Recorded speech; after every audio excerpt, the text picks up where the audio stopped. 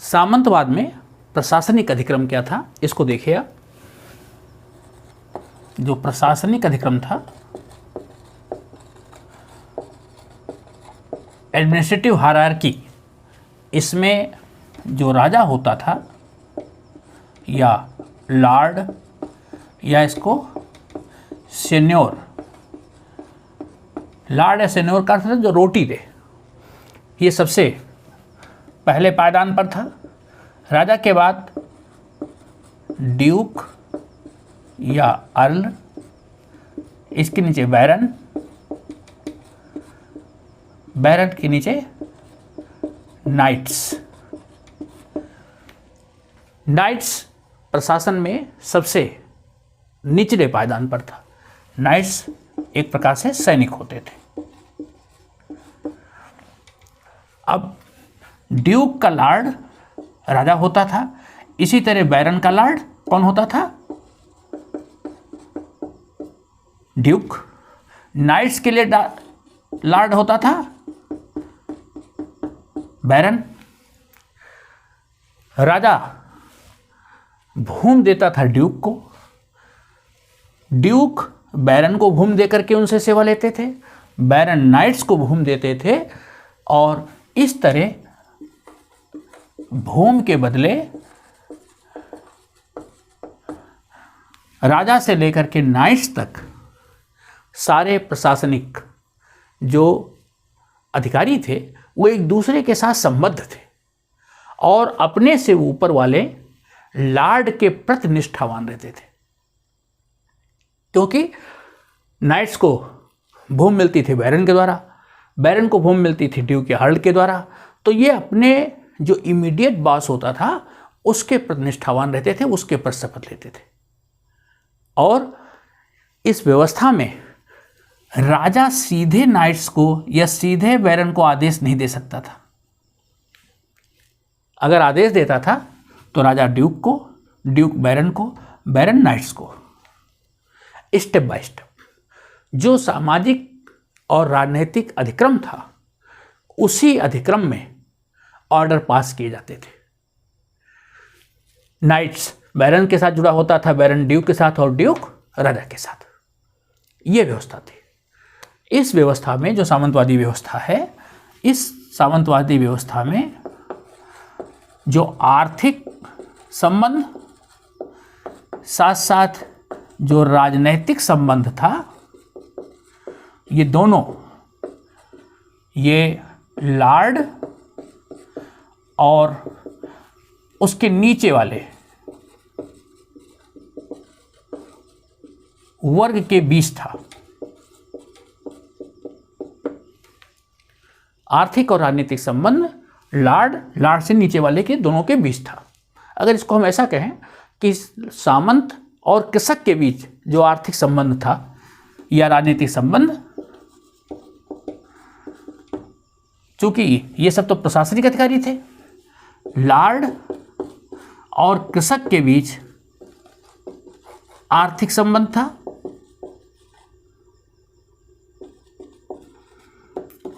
प्रशासनिक राजनीतिक संबंध सीधे तरह से लॉर्ड और उसके नीचे वाले वर्ग के बीच था। ओके। राजा इन ड्यूक के अर्ल को बड़ी बड़ी जागीर देता था। कुछ अर्ल या ड्यूक होते थे जिनके पास 100-200 गांव जागीर के रूप में होते थे। ये उस अपनी जागीर में से कुछ हिस्सा बैरन को, बैरन उसमें से कुछ हिस्सा नाइट्स को देते थे। और ये जो सामंत होते थे, इन सामंतों को क्या काम करना होता था? सैनिक सेवा, न्याय देना, प्रशासन संचालित करना, प्रशासन करने का अधिकार था, सैनिक सेवा का अधिकार था, और इनको मुद्रा संचालन का भी अधिकार था। ये मुद्रा भी संचालित करते थे। और जो इनकी जागीर होती थी, जो इनका फार्म हाउस होता था, उस जागीर को कहते थे मेनर। उसको मेनर कहा जाता था। मेनर का जो जीवन था ये क्वेश्चन पूछा जाता है कि मैनर के जीवन का वर्णन कीजिए। सामंतवादी व्यवस्था में मैनर से आप क्या समझते हैं? मैनर एक प्रकार से समझिए कि जैसे आज बड़ा सा फार्म हाउस हो, जिसके ऊपर फार्म हाउस के मालिक का घर हो, उसके पशुओं के लिए, उसके काम करने वाले लोगों के लिए आवास, बाग, जलाशय, ये सारी व्यवस्था। तो मैनर जागीर को कहते थे जहाँ सामंत का जो घर होता था बीच में, और उसके पास कुछ भूमि चारागाह के रूप में होती थी, कुछ वन के रूप में संचित होती थी, कुछ कृषि क्षेत्र होता था, कुछ जलाशय वाला क्षेत्र होता था, और कुछ बस्ती जो सामंत के या लाड के घर पर काम करने वाले लोग होते थे, उनके आवास होते थे। इस पूरे को मैनर कहा जाता था। मैनर पर जो सामंत होता था, ये ड्यूक अर्ल या बैरन, ये लोग बहुत आलीशान भव्य मकान बनाते। जैसे भारतवर्ष में आप देखिए, जो राजाओं के नीचे सामंत होते थे, बड़े बड़े जागीरदार होते थे, वो महल किले हवेलियाँ बनाते थे। इसी तरह मैनर पर ये सामंत भी आलीशान इमारत बनाते थे, उसमें रहते थे। पास में इनके सारी सुविधाएं होती थी, जिससे कि मैनर पर रहने वालों का जीवन संचालित किया जा सके।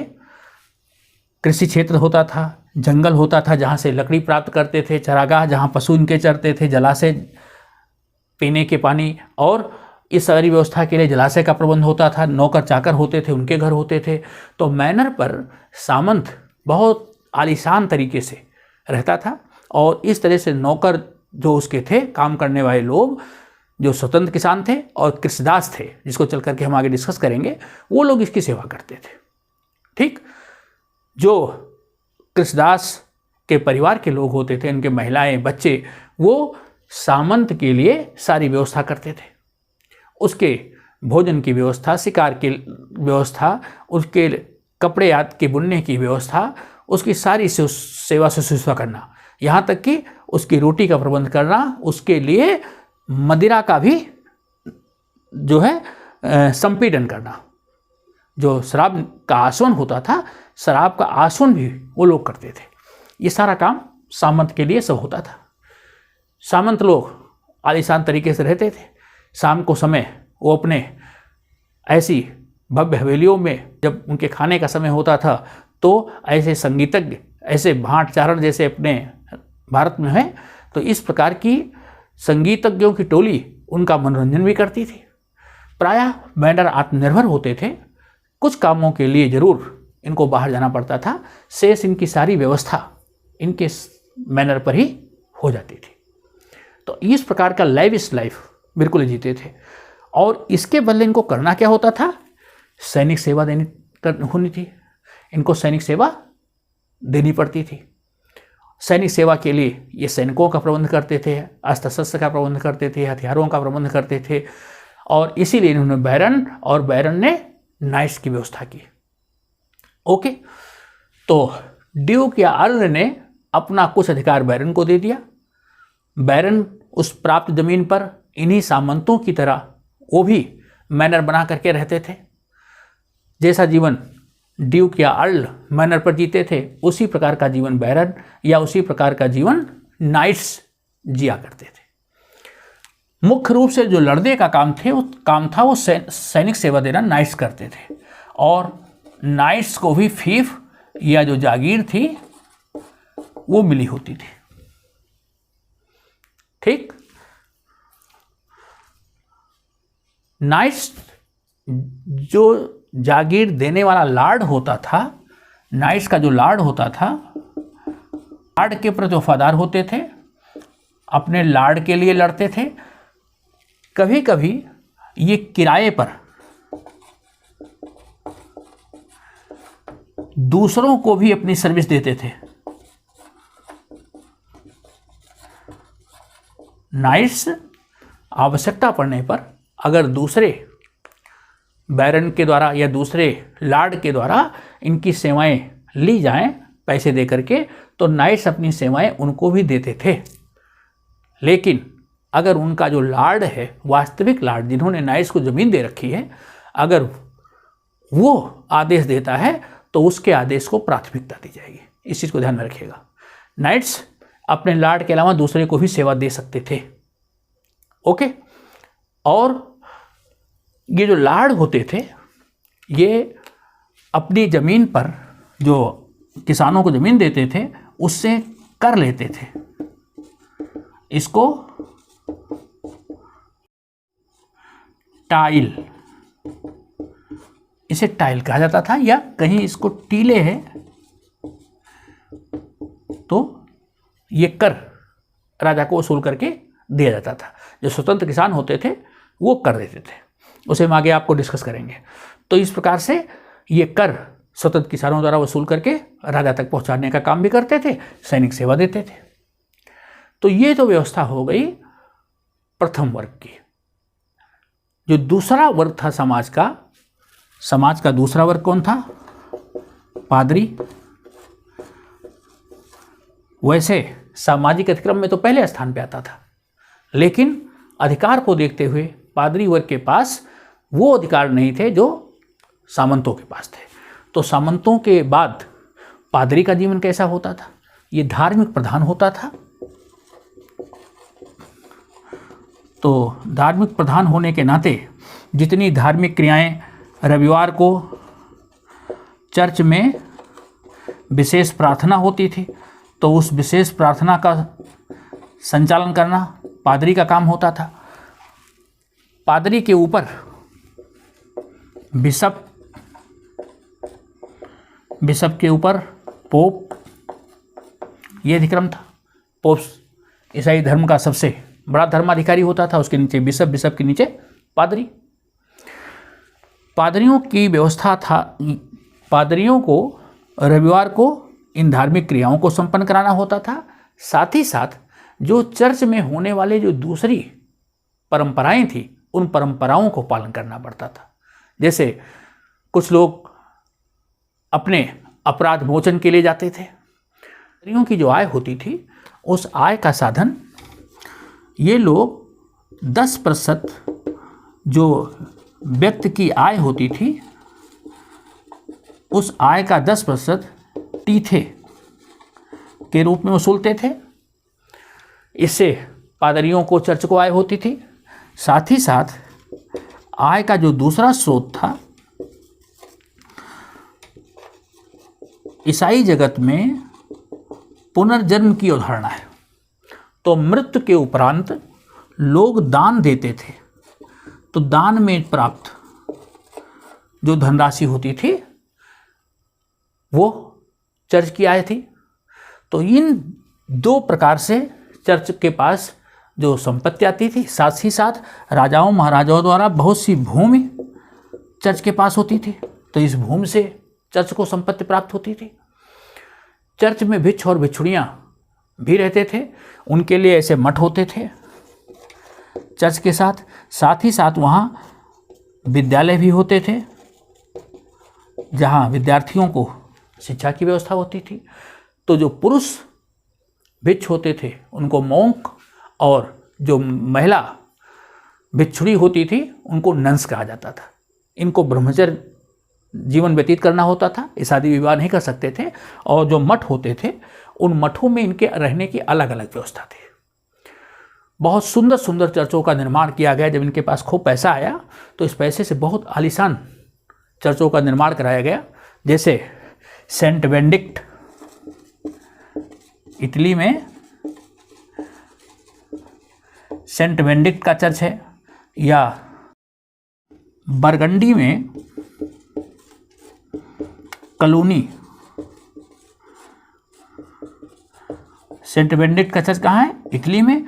और कलोनी जो चर्च है ये है बरगंडी में। तो ये दोनों चर्च बहुत ही खूबसूरत तरीके से बनाए गए।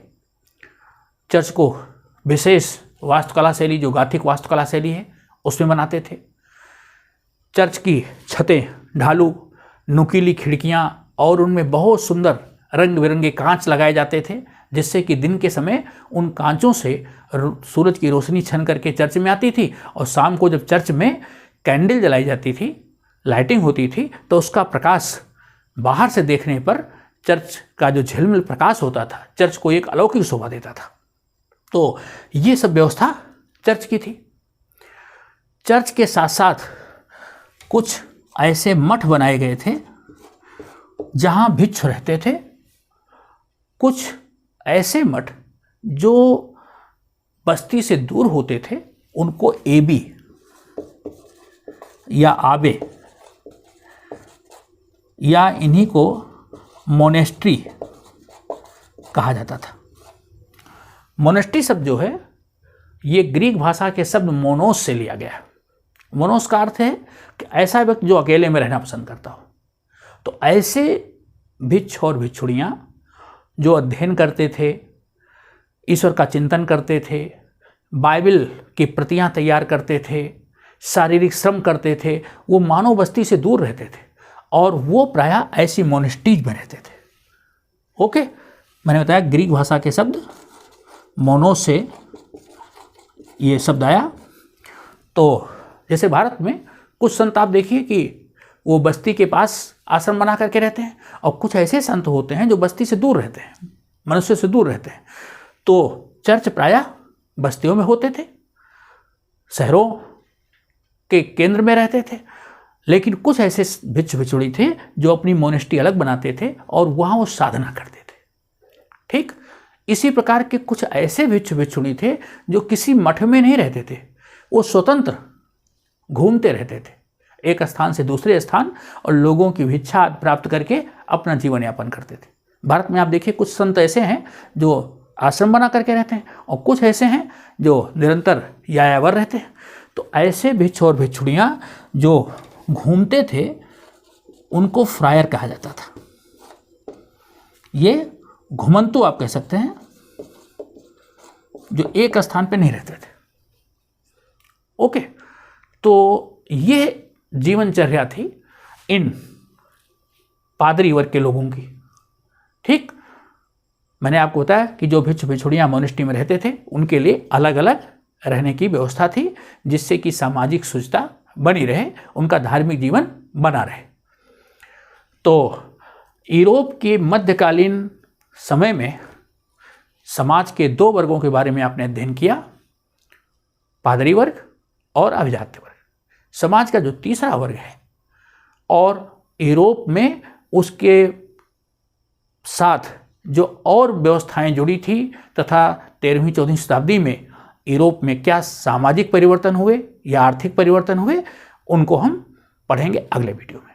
मित्रों, आपको ये वीडियो कैसा लगा आप अपनी प्रतिक्रिया भी देंगे और अपने मित्रों को भी वीडियो शेयर करेंगे, चैनल को लाइक तथा सब्सक्राइब भी करते रहें। थैंक्स।